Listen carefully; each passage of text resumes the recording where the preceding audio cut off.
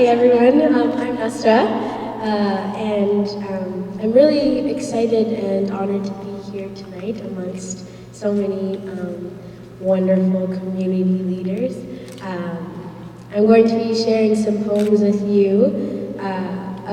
Most of them, both of them, or three, maybe, we'll see, are very new. After my trip to New York this August, I was forced to face a lot of issues that I didn't know I was dealing with within myself. I'm going through the process of decolonizing my mind, my art, the relationships that I have within myself and with people around me, the way I think about the world and the way I move through the world. And it's proving to be a very layered process. And my art is helping me get through it, so I'm going to share some of the products of that with you today. All right, so this first poem is entitled Building, and it's about rebuilding this home within myself. And so here it goes. Oh, there's a little intro, sorry. Okay. I have been building a new relationship with myself, with the myriad intersections that exist between my identity as viewed by outside forces and my identity as viewed by me. I've been trying to build a new home for all of me. Welcome. This roof is held up by 5 holy pillars, foundation set by the Oromo people, walls that swaddle like infant dressed in mother's arms, air thick with longing, reverie. Welcome. This home has not always been so sturdy. To be born under the wing of a divine light, a lineage of men and women and children devout in their love for God, for each other, for this earth too bountiful to ever claim as their own, to be Muslim in this wondrous religion of Islam, has been a blessing beyond words. Blessing, a word too often mistaken for a burden. Young Muslim, I remember the feeling when bigotry and fear snatched faith from your pious head, stared at the soft cloth meant to protect, to warm you against the shrill coldness of their gaze, unraveled you until your oppression looked a lot like their freedom, until you ran. Locks blowing in the wind, catching on every branch, trying to call you home until you were on your knees for all the wrong reasons. This home has not always been so sturdy. I am born. Red water of the Nile, turning this African plateau, riverside, rocky, pulse, pandering, a home for rich life. I grow full-bellied, carried on the back of an Oromo woman, a back that has also carried a village, ancestral wisdom, and more potatoes than you'd think possible. I breathe air steeped in memory of my mother's adolescent Djibouti and my father's iron pride for his people. I am 8 years old. We are practicing for my performance at the annual Gurgura picnic and party. Baba reaches for a pen, carefully writes my full name, my lineage, his lineage, as if he feared to see the shape of my mouth shift continents.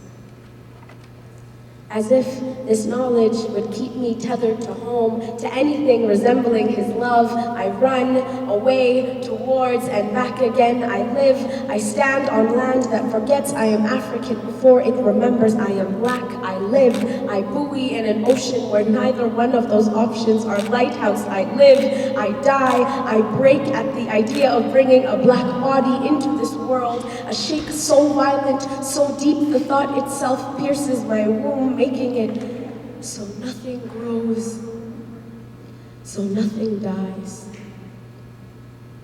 I am reaching, palms outstretched towards sky, towards humanity, calling out for realities other than tombstone, then slave ship, then colonization masquerading as loneliness.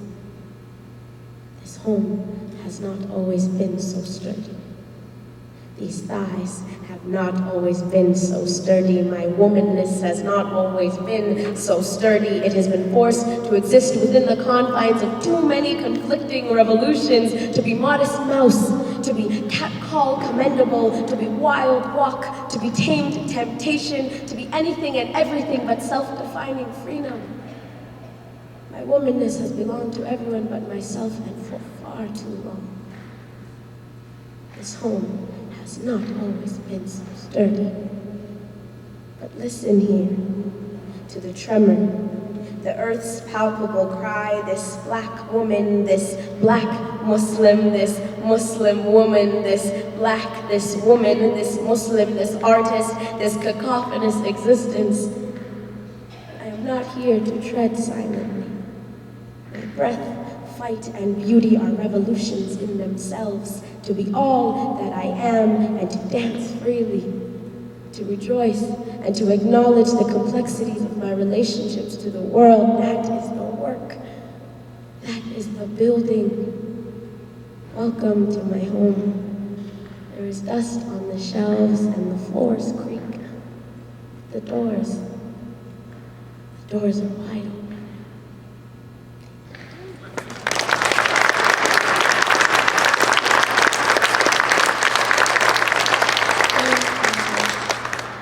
So that's one of them. Poems are hard. Okay, so this is another one that I've been meaning to write for a very long time. I'm so glad I finally did it, because it's taken 21 years to come out. It's like 20 years. So here it goes. It's about my name and my relationship to my name. And that evolution. So here it goes. A poem to anyone not named Sarah or David or Rachel or Sam or Michael, etc. A poem by white supremacy. Give me your name. Place it onto my tongue, heavy spice and tough edges. Watch as I chew. Grind its resiliency paper thin. Beat it with my tongue like cleaver to meat. Bat to body until malleable, mine, until small and limp enough to slide down this narrow throat. Listen, as acidic assimilation deconstructs its making, extracting just enough exotic to keep this body sun-kissed and earthly, discarding all else as waste, until only brown remains. A poem to anyone guilty of stripping my name of its queendom. Poem to myself. March 16th, 1994, 2 months too soon, one Nasra Adem is born. Mother, Saada Ibrahim, only moments out of a coma, is bombarded with orders to name this fragile life in her arms, to proclaim her destiny in that instant. Disoriented, her beloved co-worker's name spills from her lips. After a week of tireless attempts to recognize her daughter, after a week of tireless bleeding from her husband, in red ink, she replaces Marissa with Nasra. Victory. She replaces Marissa with victory, with friend, with helper, with beautiful song, with an aunt's swollen tear ducts and pride, with Arabic and African roots. But in 5 years, Victory will learn her destiny is too ambitious to be spoken aloud. She will ask Poyo why no one sings her name like her family does. Why they flatten it out, turn it prairie, say it as if nose pinched, stare at it on the page as if burden or hopeless cause. Poyo will not have an answer. She has already surrendered her identity to their comfortability. She will say, make it easy for them. Hi, I'm Nasra. Hi, I'm what you've made me. Hi, I'm an accumulation of lessons on abandonment. Hi, I wish you'd try harder. Hi, I wish I'd try harder. A poem to anyone guilty of denouncing another's existence based on unfamiliarity. A poem to spell check. Do you not see this melanin? This clawing at my roots, do you not see the sweat? The dirt under my nails, these keepsakes of earth you try to preen off me. Will you not let me keep something to myself?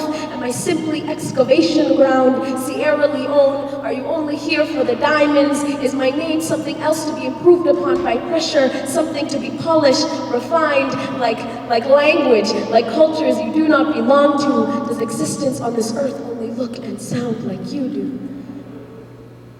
A poem.